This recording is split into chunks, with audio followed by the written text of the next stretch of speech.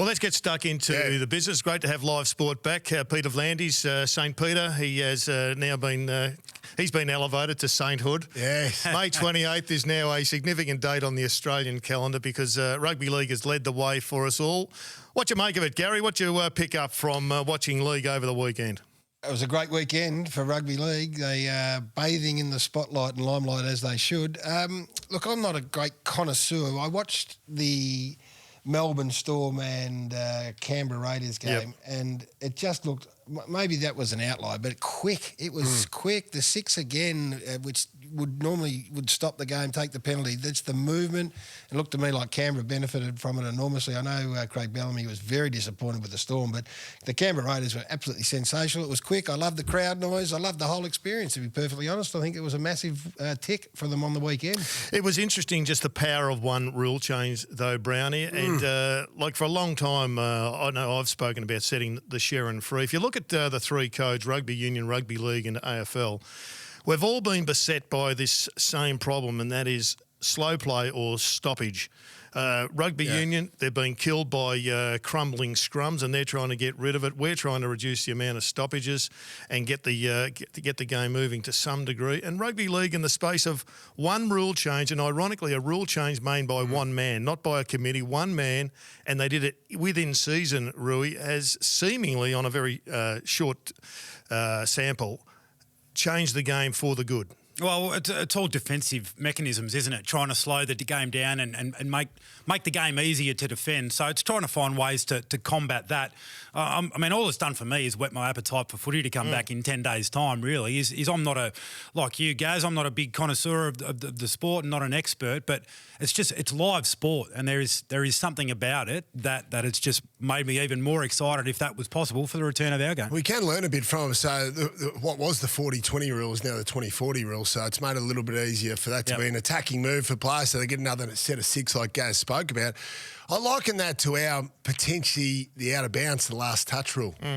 Maybe, that sort of looks like it's just added another element to the game where it just keeps the ball moving, keeps the ball in play. So is that the rule change that we need? We're the last touch to keep the ball in motion and obviously wear the players out. We're trying to wear the players out a little bit more so they can't defend. What's the first thing that drops off? And this is why KB bangs on about we should limit the rotations.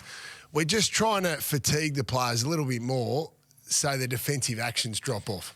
Jared, do we need to be careful what we wish for? The frenetic nature of that game was great and it looked good, but it is one game. After 12 or 13, how are they going to be going, these boys? And I'm asking the question genuinely. Will we wish for this? The Rugby League people want this game quick, and we got it from what I saw on the weekend.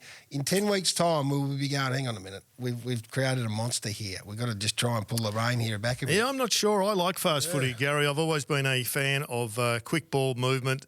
And to me, the athletes, there's never been an era where they've been quicker. There's no question that they are quicker athletes, but I would question whether the ball moves as fast as it did. And ball movement, to me, is what makes the TV light up. The quicker the ball movement, to me, the more ballistic the game, rather than the ballistic nature of an in-close tackle, if you like. But I think it'll be an exciting period of time. I wouldn't mind seeing marks not paid unless the kick was 30 metres. I've always found it illogical that you can handball the ball 15 metres and you get no protection, and yet you kick the ball 15 metres and you can slow the ball down. But anyway, I think there'll be lots and lots of suggestions thrown up. But I found it interesting that he made the change, Gary, Peter V'landys, in season on the basis of a committee of one.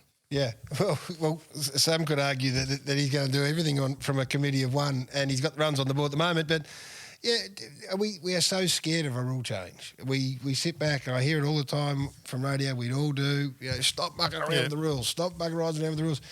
Well, that one seems to have had a fair impact in a very short period of time, and I know the shorter quarters. I think the two boys are fans, as I am. Isn't going to last beyond this season. Will they look at it and reassess at the end of the year if it's an overwhelming success? Maybe not shorter quarters, but Jared, you would have, back when you were playing, and I don't want to make you sound too old, but I don't think the game clock stopped for every stoppage. No. Like, even if we just keep the clock running, even out of bounces, now obviously the umpires have got the discretion to call time off. But I just think there's a wasted 10 minutes in the game where the clock just keeps ticking over. The biggest issue, though, is stoppages. I mean, Gary, you and I did a state game recall 2 weeks ago. The one thing that was amazing as a difference to what we see now, there was not one secondary stoppage at a centre bounce. It was actually quite phenomenal.